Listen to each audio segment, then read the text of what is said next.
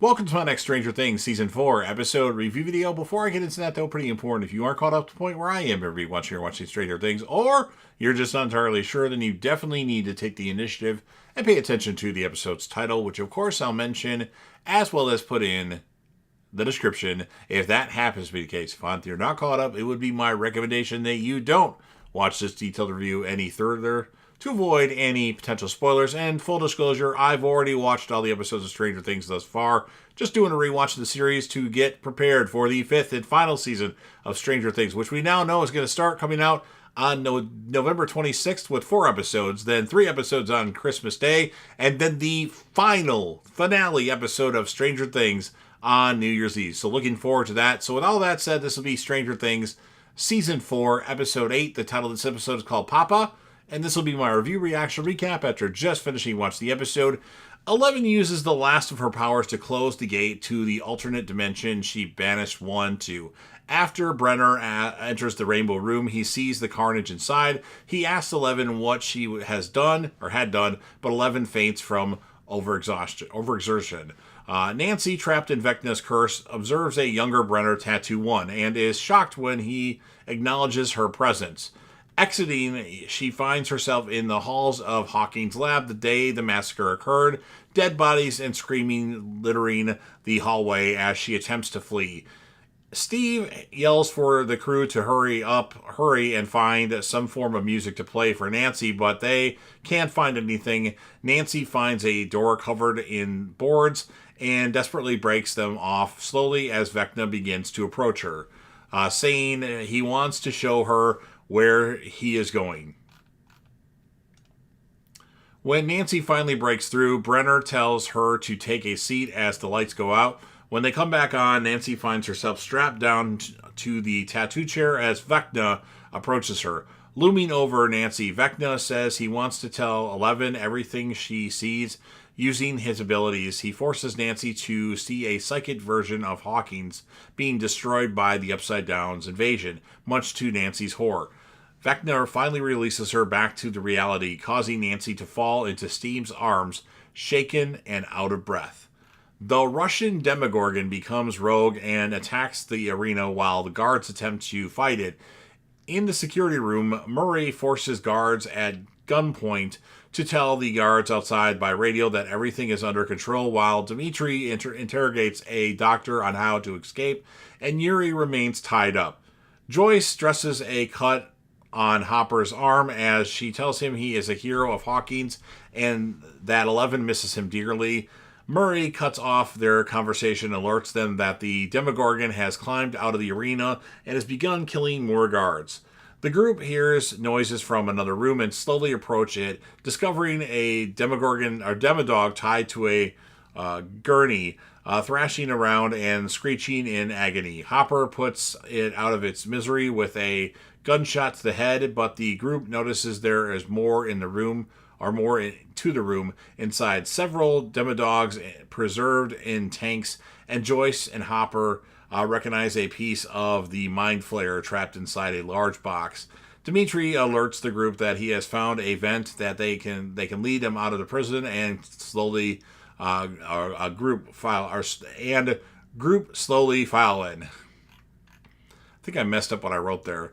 And then 11 is resuscitated after her experience of what happened in the Hawkins laboratory inside the Nina's Project sensory deprivation tank, having a brief vision of her mother Terry before fully regaining consciousness. Ignoring Brenner and Owens, she lifts the Nina tank off its hinges before lowering it back down to the ground, finally regaining her powers and earning an approving look from Brenner. Jonathan, Argyle, Mike, and Will continue their search for 11 in the Surfer Boy pizza van. Mike expresses concern that 11 won't need him anymore once she regains her powers, and Will expresses sympathy. He hands Mike the painting he was intending to give him at the airport, a mural of Mike, Will, Dustin, and Lucas in D&D fighting a large dragon. Impressed, Mike asked if he painted it, and Will says he did for 11 since she commissioned it. Jonathan, driving and noticing the lie as Will points to Mike's character on the painting having a heart. He tells Mike that he is the heart of the party, and without it, they'd fall apart, especially 11. He begins to say that Elle has been so lost without Mike, and that it's hard for her to make friends since she's different and feels like a mistake. But he says Mike gives Elle hope, and if she is pushing him away, it was because she was scared of losing him. Will finishes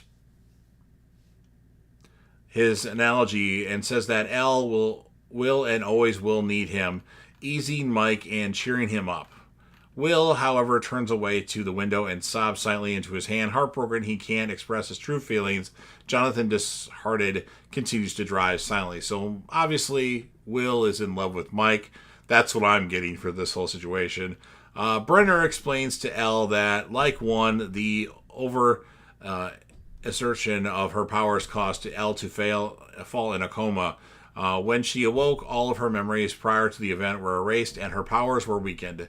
Brenner, who pieced together what happened when looking through security cameras, said he searched the Upside Down when Elle opened it because he believed one was still out there. Owens approaches and shows Elle autopsy reports the 3 victims Vecna has taken: Chrissy, Fred Benson, and Patrick, while also saying that her friends are safe for now. But Brenner warns Elle that Vecna is through weakening the barrier between worlds through every kill he commits, and Hawkins will be destroyed once he fully breaks through. 11 leaves to her room overwhelmed as Owens expresses distaste for Brenner's brutal honesty. Elle turns on her sink and uses her powers to enter the void to find her friends. Nancy tells her friends that the vision Vecna showed her, in it, she saw downtown on fire, a large creature with a gaping mouth, dead soldiers, and an army of monsters invading her family and friends' homes, tearfully telling them that she saw her mother, Karen, Mike, and little sister dead. Holly, of course. Steve attempts to comfort her and say what Vecna is trying to do is to scare her since it hasn't happened, but Nancy corrects him by saying it hasn't happened yet. Nancy then adds that the last thing she saw were 4 gates, with one of them being the gate that formed in Eddie Munson's trailer following Chrissy's death. Max realizes that Vecna has a working 4 with his clock always chiming 4 times. She and Lucas realize that Vecna has been telling him his plans the whole time. 4 murders will cause 4 gates and the destruction of the world. With Dustin realizing that he's the only one kill away from succeeding, Max dials the buyer's phone number once more, but she receives nothing more than a busy signal. Nancy says that whatever is happening in Lenora Hills to their friends is connected to the Upside Down, and that in order to protect them, they need to go back to the Upside Down, much to everyone's protest.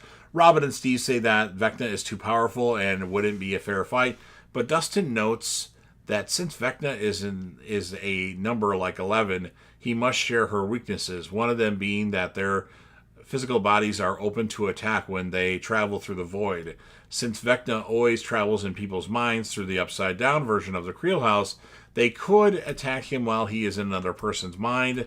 Robin says that even if it worked, they don't know who Vecna is going to attack next, but Max says that she is still Vecna's target, even after escaping, and if she ditches her Walkman, she can draw back his attention. Lucas tells Max that Vecna will kill her, but Max says that she can survive again as long as the group can find a way to permanently kill Vecna before he can land the final blow. 11, witnessing this in the void, realizes that her friends are in danger and begins to panic. Eddie shows the group that there is a weapon store in Hawkins named the Warzone that he has all the battle gear they need for Vecna, and the location is far enough to avoid cops and angry Hicks. Erica is hesitant since she believes a place like the Warzone is it's place for angry Hicks, but Nancy says they need the weapons. When they realize biking to the Warzone would take too long, Eddie comes up with a suggestion. Using Max's Michael Myers mask to hide his face, Eddie leads the group into a couple's motorized RV. hotwiring it and having Steve drive off with it. 11 angrily confronts Owens that her friends aren't safe and that they're planning on killing one. Owens calms her down and tells her that he has agents who will go and protect Max and her friends, but 11 tells him to send her instead. Brenner interjects and tells 11 that neither she nor her friends are prepared for this fight. Brenner says that one's absence has resulted in him growing stronger, while Owens insists that it's 11's choice to leave. Owens reminds 11 that she was the choice. Owens reminds 11 that she has the choice to leave at any time, and she walks away from Brenner, deciding to return to Hawkins. Yuri, Dimitri, Hopper, and Joyce crawl out of the vents outside the base and drive through the gates in a stolen van. Dimitri warns the group that the guards will do anything to track them down, and so they go to Yuri's warehouse in hopes of him having another plane. All he has is a helicopter, and that he is unsure can fly the distance between Russia and America. And so Joyce suggests calling Owens in hopes of getting help. Dimitri places the call, but warns them that the KGB will be monitoring them if anybody picks up. Nancy sits in the passenger seat as she listens to Steve's reminisce of his dream of having a large family and doing a cross-country trip in an RV to California. Nancy notes that the idea is nice except for how many kids Steve desires to have, but Steve points out the practice he has with younger kids.